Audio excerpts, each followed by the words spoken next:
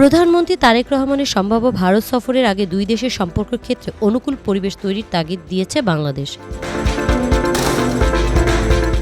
রোববার পররাষ্ট্র মন্ত্রণালয়ের এক ব্রিফিংয়ে মুখপাত্র এ.কে.এম. শহীদুল করিম জানান, সফর নিয়ে গত কয়েক সপ্তাহ ধরে বাংলাদেশ ও ভারতের কর্মকর্তাদের মধ্যে যোগাযোগ চলছে।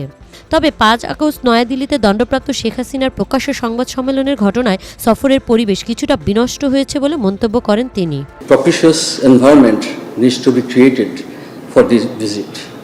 To this end, we have requested the Indian authorities to expeditiously act on our request to extradite Sheikh Hasina and other fugitive criminals.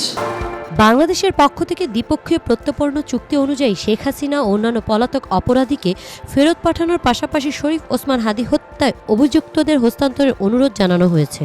এখন ভারতের জবাবের অপেক্ষায় Dhaka.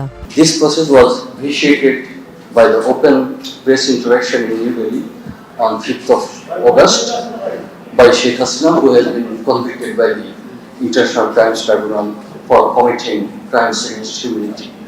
We have made our position clear on this matter.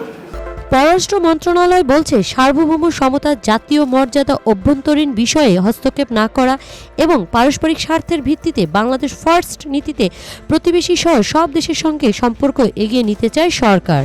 Act on our request to extradite Sheikh Hasina and other fugitive criminals and to hand over Bangladesh the accused killers of Shahid Sharif Osman Hadi in compliance with our bilateral. CIP TV Bangla news desk.